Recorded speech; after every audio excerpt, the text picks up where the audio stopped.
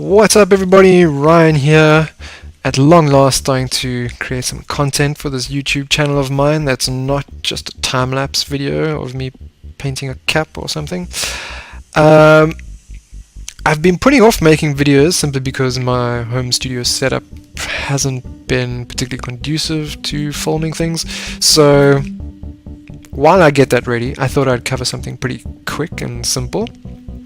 It's something I still see asked about, despite there being plenty of videos on YouTube about how to deal with this, and actually just friends have asked, so I thought I'd make a quick little video of how I get rid of the white background on my drawings after I scan them in. There are a few different ways to go about it. The first thing I do after I bring something into Photoshop is to just drop the saturation, because depending on the pen I've been using, or I've been correcting things with a white marker and then drawing over it, you get a bit of blue or just some weird coloring, and I prefer to just bring it down to grayscale. Then I'll adjust my levels to make the darks a bit darker, the lights a bit lighter, and that just helps to clear out any pencil smudging or anything else that I'm maybe not really picking up here because of my screen brightness. Unlock the layer and I'm good to start. The first approach is to just go to your layer style options just by double clicking here on your layer, and this slider here under blend if you move that over, you'll notice the white disappear, and that corresponds with the grays inside your image. So if you bring it all the way over, you'll notice the black starts to disappear too. I tend to bring it about here again just to clear out any smudging pencil lines that I don't want or anything like that, just so it doesn't interfere when I later want to select everything outside of the actual image. I change it to a multiply layer, add a new one underneath, and start adding color. So that's one approach. The other, which is my preferred approach, and I think it's just because it was the first way that I learned to do this and it just kind of stuck. This layer doesn't have to be unlocked for this, but let's just do it anyway. Select the whole layer, copy it, Control C, Command C, whichever, whatever system you're on. Create a new channel over here, which will be Alpha 1. Paste your layer down. Go to the top, select, load selection. Make sure Alpha 1 is there, check invert, and now all the black is selected. Copy that, go back to your layers, create a new layer. I'll just hide this one here quickly. Now if you just want the line to be as it was, black, you can just paste that down right away, Control V. Or if you want, instead of black line, for it to be something else, now's the best time to change it. Just go to your brush, select the color you want, and just color in the selected area. And there you go.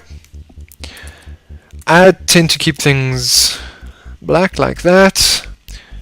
Again, keep the layer as a multiply layer, and then I just start adding my color layers underneath that. I just prefer a strong outline on a lot of my stickers. So yeah, that's it. It's that quick and easy. If you have a faster, more efficient approach to doing that, I'd love to hear from you. Drop a comment and then I can perhaps learn a little something as well. Just a quick background on this image. It is something I did as a design for a sticker and a t-shirt.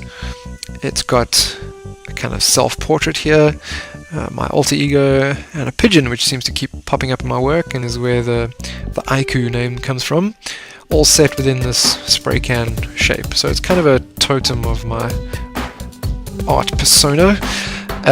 Although funnily enough I don't actually use spray cans at all. I've never used them for creating an artwork. I tend to do my murals with a brush and roller.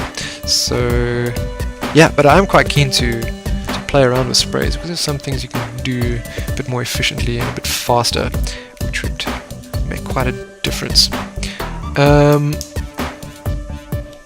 Yeah, so I will be doing more videos very soon, within the next month or two. So if you want to catch those, be sure to hit the subscribe button. If you want to join me on Patreon, I'm doing all kinds of stuff there, sharing behind the scenes stuff and giving more in-depth detail to the work I'm busy doing, which is focused on the environment and different cultures and endangered species. And it's all part of learning about the world around me to raise awareness and create work that can also raise funds for causes addressing these issues. And it would be great to have you on board. And if you can help me reach my first goal of $50 a month, I will unlock a new reward tier, which could have you receiving stickers in the mail every month. I love making stickers. I get quite a kick out of it. They can bounce between really fun and silly stuff to things that actually come from a slightly more serious space, but they tend to be a bit on the silly side. And I enjoy sending parcels all the way around the world, so it would be great to have some international patrons here who enjoy stickers, and I could be sending some your way. You can also find me on Instagram if that is your preferred social media platform. And if you want to see what prints and stickers and whatever else I have available, I have an online store as well. I'll put a link below. Anyway, I hope this was of some value and interest to you, and I hope to do more soon. Until then, ciao ciao.